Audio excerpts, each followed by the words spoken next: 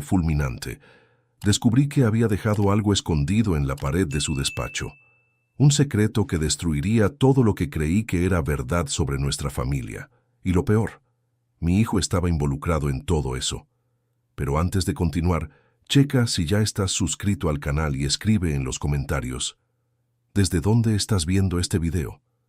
Nos encanta saber hasta dónde están llegando nuestras historias. Mi nombre es Lourdes, tengo 64 años, y la vida que construí por 42 años desapareció cuando Javier tuvo ese infarto. Fue todo muy rápido. En un momento, estaba leyendo el periódico en la sala. Al siguiente, lo veía caer al suelo mientras la ambulancia gritaba por las calles de Monterrey. Los médicos dijeron que todo fue fulminante. Su corazón simplemente se detuvo. No hubo aviso, no hubo tiempo de reacción. Solo un hombre sano convirtiéndose en un recuerdo en cuestión de minutos. 6 meses pasaron en un nubarrón de tristeza y soledad. Limpiaba la casa de forma automática, cocinaba cuando tenía hambre, y durante muchas noches simplemente me sentaba en la cama, al lado de un vacío que no podía llenar. Mi hija Jimena y mi hijo Diego intentaban animarme, trayendo a los nietos, sugiriendo viajes a Cancún, pero yo no tenía energía para fingir que estaba bien. La herida todavía sangraba. El despacho de Javier permaneció cerrado desde aquel día. No podía entrar ahí. Su presencia era muy fuerte en ese espacio. Sus libros todavía estaban en los estantes, sus notas esparcidas en el escritorio, su pluma fuente favorita al lado del teléfono como si fuera a volver en cualquier momento para terminar la llamada. Era más fácil mantener la puerta cerrada que encarar la realidad de que ya no estaba. Pero la vida sigue, incluso cuando queremos que se detenga. Y una de las cosas que ya no podía ignorar era la maldita falla eléctrica en el pasillo que llevaba al despacho. Empezó 2 semanas después de su funeral en el Panteón. Todas las noches, la luz parpadeaba 3 veces antes de apagarse. Llamé a un electricista una semana después, pero dijo que era algo simple, solo cableado viejo. Lo arregló, cobró sus honorarios y se fue. Pero 3 días después, la luz empezó a parpadear de nuevo. Lo dejé pasar por meses. Era solo una luz. Tenía cosas más importantes en qué pensar. Pero la semana anterior a mi descubrimiento, empecé a notar algo extraño. La luz ya no solo parpadeaba. A veces se apagaba completamente por horas. Y una noche, cuando me desperté para tomar agua, vi que había un pequeño arco de electricidad saliendo por debajo de la puerta del despacho, como si algo se estuviera quemando allá adentro. Fue cuando finalmente decidí llamar a un electricista otra vez. Su nombre era Roberto. Era un hombre robusto, de unos 50 y tantos años, con las manos grandes y callosas de quien trabaja con cables desde hace décadas. Cuando le expliqué el problema, solo asintió y pidió entrar al despacho. Abrí la puerta con renuencia, sintiendo como si estuviera violando algo sagrado. El aire estaba pesado ahí dentro, cargado con el olor a polvo y nostalgia. Roberto examinó el tablero de luz que estaba escondido detrás de un panel de madera en la esquina de la sala. Agachó la cabeza para mirar mejor, movió algunos cables y después se giró hacia mí con una expresión que nunca había visto antes. «Doña Lourdes, esto está muy raro», dijo con voz extraña. «Su cableado viejo no tiene nada que ver con los problemas. Alguien saboteó esto a propósito. Y recientemente sentí el corazón dispararse». ¿Saboteó? ¿Pero por qué? ¿Y quién tendría acceso al despacho de Javier para hacer algo así? «Voy a necesitar desarmar esto para entender mejor», continuó Roberto. «Pero primero, ¿tiene algo programado para hoy? Esto va a tomar tiempo». Recordé inmediatamente. Iba de camino a la presentación de ballet de mi nieta Paola. Mi hijo Diego había insistido en que fuera, diciendo que Paola no podía quedarse sin su abuela en la audiencia. Era su primera presentación en una academia de danza, algo que a Javier le hubiera encantado ver. «Tengo un compromiso importante», le dije a Roberto, «pero no es tan importante como esto. ¿Cuánto tiempo necesita?» «Unas 3 horas», respondió él abriendo ya su caja de herramientas. «Puede ir a su compromiso. Yo me quedo aquí». Dudé. Dejar a un extraño solo en casa no era mi costumbre, pero algo me decía que esto era importante, que lo que sea que estuviera pasando con ese cableado era solo el comienzo de algo mucho más grande. Me dirigí a la presentación de Paola con el corazón pesado. Me senté en la audiencia al lado de Jimena y Diego, pero no podía concentrarme en el espectáculo. Mi mente estaba en el despacho, en Roberto desarmando cables, en los misterios que Javier había dejado atrás. ¿Qué había escondido? ¿Y por qué? Paola bailó hermoso. Me propuse decirle después, abrazarla fuerte y decirle que su abuela estaba muy orgullosa. Pero durante todo el tiempo mi teléfono quemaba en mi bolsillo como una brasa. Cuando recibimos el aviso de que los padres podían ir a buscar a los niños tras bambalinas, ya estaba de pie. Le di un abrazo rápido a Paola, le prometí ver todas sus futuras presentaciones y corrí a mi coche. El camino de regreso a casa nunca me pareció tan largo. Mi teléfono sonó cuando estaba a 10 minutos de distancia. Era Roberto. Su voz tenía esa tensión otra vez, la misma que escuché cuando entró al despacho. «Doña Lourdes tiene que volver a casa ahora mismo», dijo sin preámbulos. «Descubrí algo muy grande, pero no le cuente a nadie sobre esto. A nadie, ¿entendió?» «¿Qué encontró, Roberto?» Mi teléfono casi se me cae de las manos. «¿Qué está pasando?» «Cuando llegue se lo muestro». «Pero, doña Lourdes, esto es grave, muy grave». La llamada se cortó. Mis manos temblaban mientras conducía. Mi corazón latía tan fuerte que podía escucharlo incluso con el motor del coche rugiendo. ¿Qué podría haber escondido Javier que fuera tan importante? Un secreto tan oscuro que un electricista desconocido hablaría con esa voz asustada. Cuando llegué a casa, la camioneta de Roberto todavía estaba en la entrada. Abrí la puerta principal con los dedos temblando. El aire dentro de la casa se sentía diferente, más pesado, más oscuro. Roberto me esperaba en el pasillo, con el rostro pálido bajo el sudor. «Venga», dijo, «tiene que ver esto». El despacho de Javier nunca se había sentido tan violado. El panel de madera que escondía el tablero eléctrico había sido removido completamente, dejando visibles no solo los cables, muchos de los cuales habían sido conectados de maneras extrañas, sino también una abertura en la pared que nunca había notado. «Aquí», señaló Roberto, encendiendo su linterna. «¿Ve esto?» Me acerqué lentamente, mi cuerpo moviéndose como si estuviera bajo el agua. La abertura era pequeña, tal vez unos 30 centímetros de alto, pero profunda, y dentro de ella había algo. «Lo encontré por casualidad cuando estaba investigando los cables», continuó Roberto. «Había un cable pasando por detrás del panel que no tenía conexión con nada. Cuando jalé, descubrí que estaba atado a un cajón escondido.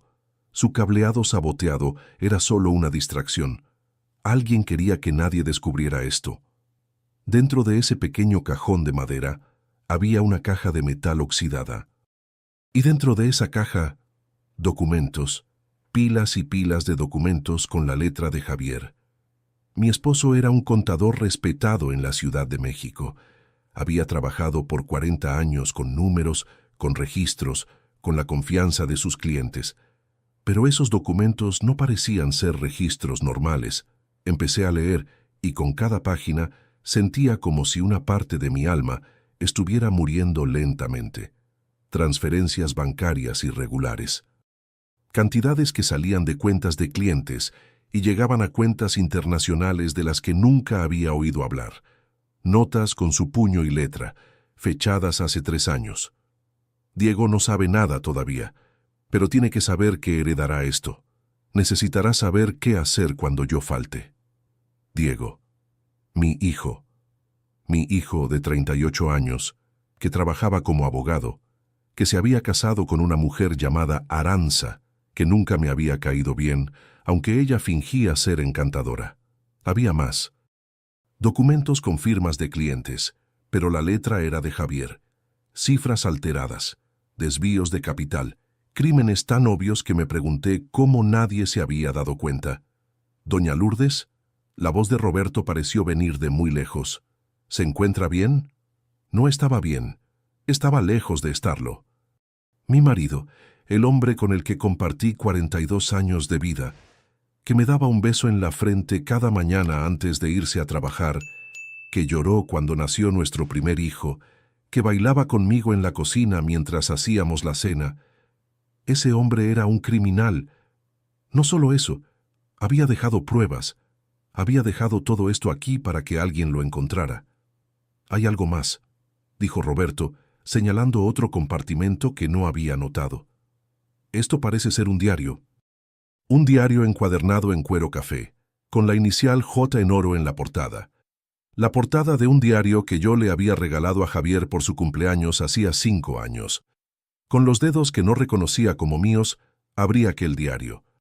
La primera página tenía una fecha, 3 años y medio atrás, y una frase que me heló la sangre. Si estás leyendo esto, significa que finalmente lo descubrieron, y significa que algo muy malo está por suceder. Me senté en el suelo del despacho de Javier, ese hombre al que amé y creí conocer, y empecé a leer las confesiones de un extraño que usaba su nombre.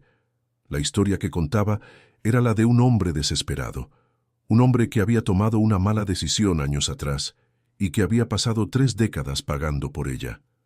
Una decisión que involucraba a mi hijo Diego, una decisión que, según Javier, había destruido vidas.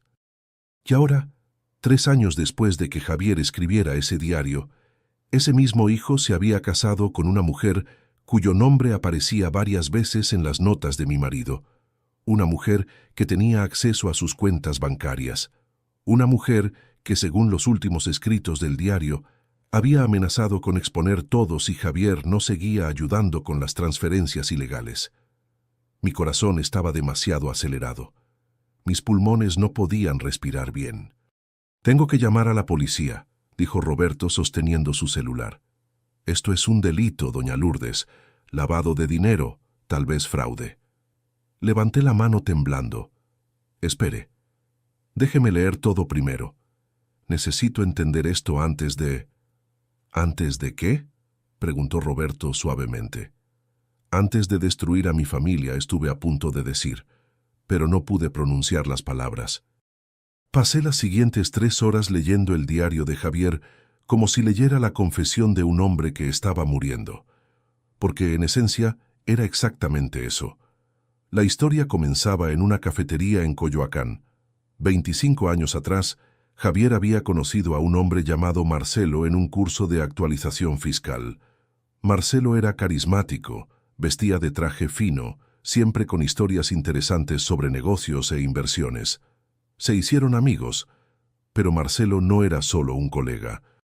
Era el brazo derecho de un hombre muy poderoso e influyente, un hombre involucrado en negocios que no se mencionan en pláticas decentes. Y un día, Marcelo le pidió un pequeño favor a Javier. Solo una transferencia bancaria, una inversión que le daría a Javier una buena comisión. Javier se negó, pero entonces Marcelo lo invitó a una cantina discreta. Esa noche, en un bar del otro lado de la ciudad, Marcelo le mostró fotografías, fotos mías, fotos de Jimena cuando era una niña en la escuela, fotos de Diego cuando todavía usaba su uniforme de secundaria. El mensaje fue claro. Javier hizo la transferencia, y una vez que hizo una, fue imposible parar. Las cantidades aumentaban. Las amenazas seguían siendo veladas, pero siempre presentes. Marcelo ya no venía en persona. Ahora era Aranza, la mujer que se casó con Diego, quien hacía el contacto. Aranza no era solo una mujer bella que se casó con mi hijo por amor. Ella era una operadora. Una persona infiltrada para mantener a Javier bajo control y asegurar que siguiera participando en el esquema. Según el diario, Javier había descubierto esto solo 3 meses después de la boda de Diego con Aranza, y estaba destrozado. Había intentado advertirle a Diego. Pero ¿cómo le cuentas a tu propio hijo que su esposa es una criminal? ¿Cómo le dices a un muchacho de 35 años recién casado, soñando con tener hijos, que su padre cometió un error terrible? Así que Javier guardó silencio y siguió haciendo las transferencias. Siguió mintiéndome. Siguió fingiendo que todo estaba bien mientras su corazón literalmente se partía. La última entrada del diario tenía fecha de 2 días antes de su infarto. Hoy Diego llamó para decirme que Aranza está embarazada. Voy a ser abuelo. Debería estar feliz. Debería estar saltando de alegría. Pero lo único que puedo pensar es que crié a un hijo que se casó con una criminal sin saberlo. Un hijo que trabajará para financiar operaciones ilícitas sin entenderlo. Un hijo cuyos hijos crecerán rodeados de dinero sucio. Intenté salirme de esto. Traté de pedir mi retiro, pero me lo dejaron muy claro.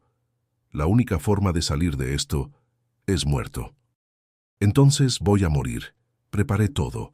Dejé documentos escondidos. Dejé la verdad registrada. Porque cuando yo me vaya, la verdad tiene que salir conmigo. Nadie puede saberlo todavía.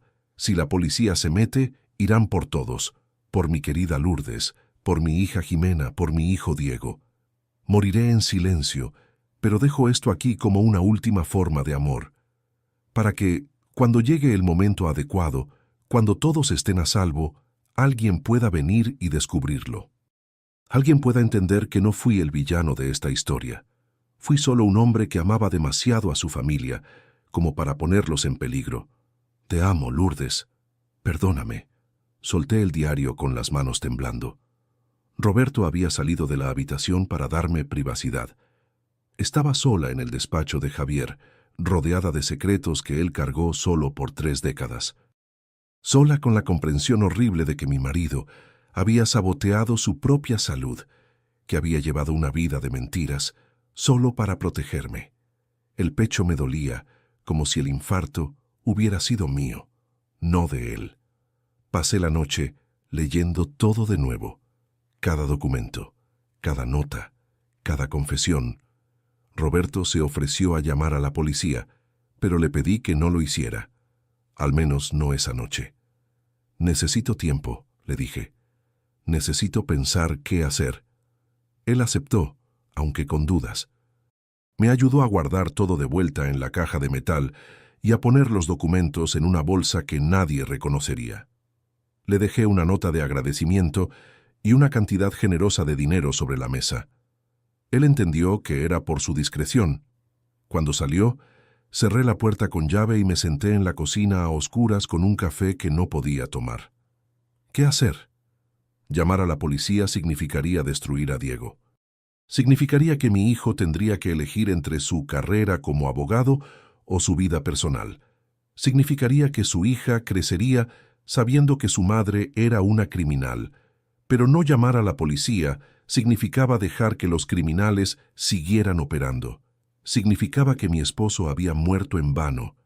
Estaba tan absorta en mis pensamientos que casi no escuché el coche entrando a la cochera.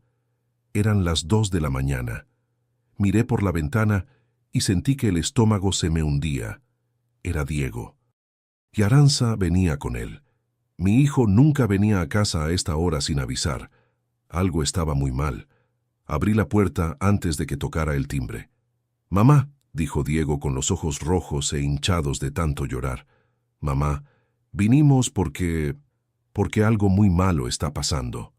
Aranza estaba detrás de él, con su expresión elegante y fría, completamente diferente de la personalidad cálida que siempre fingía frente a mí. «Por favor, pasen», dije, con el corazón acelerado. Nos sentamos en la sala. Diego empezó a llorar. Aranza observaba con una pequeña sonrisa en los labios. «Mamá, descubrí esto hace poco. Encontré documentos en la oficina de Aranza. Mamá, yo no sabía. Juro que no sabía en qué estaba metida ella». Diego explicó todo entre sollozos y lágrimas. Sobre el dinero que venía de inversiones, sobre las transferencias extrañas, sobre el embarazo de Aranza, que él creía que era por amor, pero que en realidad era una manipulación para mantenerlo atado a ella. «Yo la amaba», lloraba Diego. «¿Cómo pudo hacerme esto? ¿Cómo pudo usar a nuestro hijo como...» «Silencio, Diego», dijo Aranza, con la voz cortante como un vidrio. «Tu padre ya sabía todo, y él siguió haciendo exactamente lo que se esperaba. Tú simplemente eres demasiado débil para hacer lo mismo». La miré con una claridad que nunca había tenido. Esta no era una mujer, era un depredador en forma humana, y acababa de admitir que sabía sobre Javier. ¿Cómo supiste sobre mi marido?, pregunté, con una voz extrañamente calmada. Arantxa se rió. Un sonido frío y sin gracia. Porque él fue quien me presentó este trabajo, querida suegra. Su marido perfecto fue exactamente lo que necesitábamos para mantener el esquema funcionando por tanto tiempo. El suelo desapareció bajo mis pies. La confesión de Arantxa no terminó ahí. Empezó a contar, mientras Diego lloraba a mi lado, cómo habían reclutado a Javier, cómo lo habían intimidado. Cómo, con los años, Javier se había convertido en mucho más que una herramienta. Se había convertido prácticamente en un socio. Según Arantxa, mi marido había sugerido la mitad de los esquemas. Había ayudado a identificar clientes vulnerables a los que les podían desviar las cuentas. Había creado sistemas para esconder el rastro del dinero que eran tan sofisticados que incluso ahora, con computadoras modernas, era difícil rastrearlos. Su marido era un criminal genial, dijo Arantxa, con una admiración que me revolvió el estómago. Mejor que cualquiera que haya conocido, pero cometió un error. ¿Qué error?, pregunté, aunque ya sabía la respuesta. Se volvió a enamorar de usted. Después de 40 años de matrimonio, se convenció de que podría salvarla del esquema si simplemente se moría. Y cuando supo que yo estaba embarazada de Diego, Arantxa sonrió, una sonrisa cruel que no llegaba a sus ojos. Bueno, él empezó a creer que la muerte era la solución para todos. Diego soltó un grito, un sonido gutural de alguien a quien le acaban de destruir el mundo por completo. ¿Estás diciendo que...? Empecé a decir, pero las palabras no salían. ¿Que su marido provocó su propio infarto? Sí, así es. Dejó de tomar sus medicinas para el corazón. Estaba bajo un estrés extremo, y esa noche, cuando sintió los primeros síntomas del ataque, no llamó a la ambulancia. Simplemente se sentó y dejó que pasara. Mi cuerpo empezó a tambalearse. Diego me abrazó, ambos llorando ahora.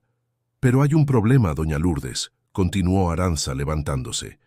Mi jefe se enteró de ese diario, de todos esos documentos que Javier dejó atrás, y está muy preocupado por lo que usted pueda hacer con esa información. ¿A qué te refieres?, pregunté, con una frialdad que reemplazó al shock. Me refiero a que tiene una opción. O usted y Diego vienen a trabajar para nosotros voluntariamente, ayudando a limpiar cualquier evidencia que Javier haya dejado, o... Arantxa dejó la frase incompleta, pero la amenaza era clara. O moriría, igual que Javier. No llamé a la policía esa noche, ni a la mañana siguiente. Lo que hice fue contactar a un investigador privado llamado Marcos, un hombre que había trabajado como agente federal antes de retirarse y abrir su propio negocio. Jimena había mencionado a un colega que lo recomendó. En ese entonces, pensé que nunca necesitaría sus servicios. Estaba equivocada. Marcos era un hombre de unos 60 años, con ojos que habían visto mucho de lo más sucio de la vida. Cuando le conté todo, sobre Javier, los documentos, Arantxa y sus amenazas, él simplemente asintió, como si escuchara historias así todos los días. «Está usted en un peligro real», dijo con ojos serios. «No la van a dejar entregar la información a la policía. Van a intentar eliminarla tal como lo hicieron con su esposo». «¿Qué hago?», pregunté. «Primero, no haga nada sola. Segundo, necesitamos reunir más evidencia. Su palabra contra la de ellos no basta. Tercero...» Marcos hizo una pausa, estudiando mi rostro. «¿Está preparada para lo que esto significará? Para su familia». Pensé en Diego, en su hija por nacer, que crecería con una madre asesina. Pensé en Jimena, que no tenía nada que ver con esto, pero tendría que vivir con las consecuencias. Pensé en Javier, en su sufrimiento solitario. «Sí», dije. «Estoy lista». Marcos pasó las siguientes semanas enseñándome a moverme discretamente. Cómo hacer llamadas sin ser rastreada, cómo copiar documentos sin dejar rastro, cómo hablar con Arantxa y su jefe para extraer confesiones grabadas. Fue durante esas semanas que recibí una visita. Era Jimena. Mi hija, al darse cuenta de que algo muy malo pasaba, insistió en ayudar. «Mamá, ¿crees que soy una niña? dijo cuando traté de protegerla. Es a mi padre a quien estamos honrando aquí. Es a mi hermano a quien están chantajeando. Voy a ayudar. Junto con Marcos, empezamos a armar el rompecabezas. Marcos tenía contactos en la Policía Federal que todavía le debían favores de sus días de agente. Compartió selectivamente alguna información, lo suficiente para que abrieran un expediente paralelo. Pero también descubrimos otras cosas. Arantxa había matado antes, no con infartos provocados, sino de otras formas. Había 3 muertes sospechosas en su historial de parejas, 3 hombres que habían muerto en circunstancias que fácilmente pasaban por accidentes. Javier no había sido su primer crimen, solo había sido el mejor ejecutado. 6 meses después de descubrir el diario de Javier, 3 meses después de contratar a Marcos, estaba lista. Organicé una cena en mi casa en la zona de San Pedro, una cena a la que invité a Diego, Arantxa y Ximena. A propósito, excluí a cualquier otro miembro de la familia, para evitar que testigos inocentes presenciaran lo que estaba por pasar. Marcos estaba oculto en mi recámara, con agentes federales en un lugar seguro alrededor de la casa. Teníamos micrófonos en todo el comedor, teníamos cámaras, teníamos todo listo.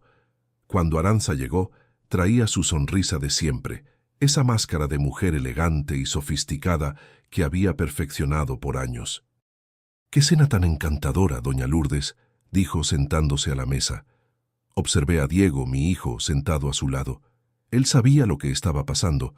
Había aceptado participar en todo esto para ayudar a exponer a su propia esposa. Había sido muy difícil para él. «¿Sabes?», empecé con mis manos firmes mientras pasaba los platos. «Pasé mucho tiempo tratando de entender por qué Javier hizo lo que hizo. ¿Por qué dejó esos documentos? ¿Por qué él...?»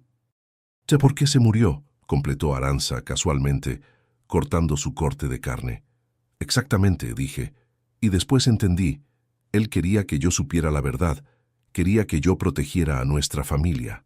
Arantxa dejó de comer. Sus ojos se enfocaron en mí con una intensidad nueva. «¿Y cuál es esa verdad, doña Lourdes?», preguntó cambiando el tono de voz. La máscara empezaba a resbalarse. «La verdad de que eres una criminal, de que mataste lentamente a mi marido, de que tienes 3 muertes en tu pasado que todavía no han sido investigadas».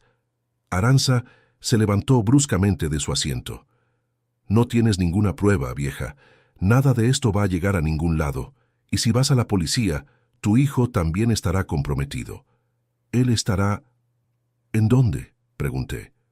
«¿En mi caja de seguridad en el banco, donde dejé copias certificadas de todos los documentos de Javier? Copias que serán enviadas a las autoridades si algo me pasa a mí o a Diego». Ximena también se levantó, dejando clara su lealtad hacia mí. Arantxa miró a una y a la otra y comprendió que había perdido. Los agentes federales entraron por la puerta de atrás.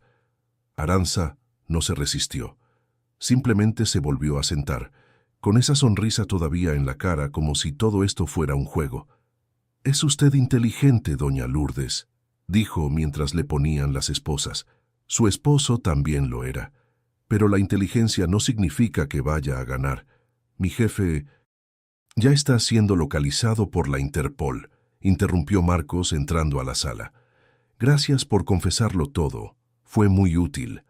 Cuando se la llevaron, Diego simplemente se refugió en mis brazos y lloró. Lloró por Javier, lloró por él mismo, lloró por el futuro que su hija tendría que vivir sabiendo quién era su madre. Yo solo lo abracé y dejé que ambos lloráramos juntos. 1 año y medio después de descubrir el diario de Javier, asistimos a la condena final de Arantxa y de su jefe criminal. Arantxa fue condenada por homicidio, conspiración y lavado de dinero. Le dieron cadena perpetua. Su jefe, un hombre al que sus contactos nunca habían podido rastrear por completo, fue extraditado. Sigue en juicio todavía. Diego perdió su carrera como abogado. La barra de abogados le quitó su licencia después de que los detalles de su participación, aunque involuntaria, en el esquema salieran a la luz. Pero también recuperó su vida. Se casó de nuevo, esta vez con alguien que conoció en un grupo de apoyo para personas cuyas vidas fueron destruidas por el crimen.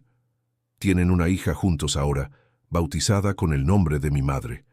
Jimena abrió su propio negocio y trabaja frecuentemente como consultora para víctimas de delitos, usando la experiencia de nuestra familia para ayudar a otros. ¿Y yo? Yo finalmente pude empezar mi duelo de verdad. Porque durante todo ese tiempo, durante los 6 meses tras la muerte de Javier, durante los meses que descubrí los secretos, durante el enfrentamiento con Aranza, estuve viviendo como un autómata, movida por el coraje y el sentido del deber. Pero ahora, con todo terminado, con la justicia hecha, pude permitirme sentir como una mujer que había perdido a su esposo. Visito su tumba cada semana, me siento a su lado y le hablo de los nietos, de Jimena, de Diego. Le digo que ahora entiendo por qué hizo lo que hizo, que a pesar de todo sé que me amaba. Encontré una copia del diario que Javier escribió. He leído sus últimas palabras tantas veces que me las sé de memoria. Te amo, Lourdes. Perdóname. Lo perdoné. Hace mucho tiempo lo perdoné. Porque entendí, finalmente, que Javier fue tanto una víctima como un villano en su propia historia. Un hombre bueno atrapado en circunstancias malas. Un hombre que amaba a su familia demasiado como para ponerla en riesgo. Un hombre que, al final, eligió la muerte como la única forma de liberar a los que amaba. No fue la elección que yo habría hecho. No es la elección que nadie debería tener que hacer, pero fue su elección. Y ahora a mis 65 años estoy aprendiendo a vivir de nuevo, no como la viuda de Javier, no como la mujer que perdió a su marido, sino como Lourdes, una mujer que sobrevivió a cosas que la mayoría no podría soportar.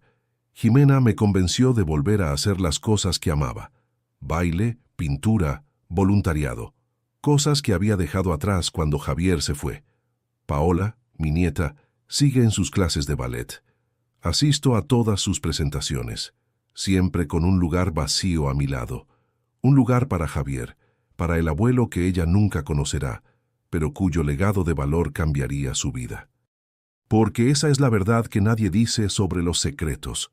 No mueren cuando las personas mueren. Siguen viviendo, transformándose, destruyendo y reconstruyendo todo lo que tocan. Javier destruyó nuestra familia cuando intentó protegerla. Pero al destruirla, también nos dio la oportunidad de reconstruir algo mejor, algo más honesto, algo verdadero. Y por eso, incluso en mi luto, estoy agradecida. Ahora, si te gustó esta historia, haz clic en suscribirse y cuéntame en los comentarios qué parte te dejó con la boca abierta. Y no olvides unirte como miembro para tener acceso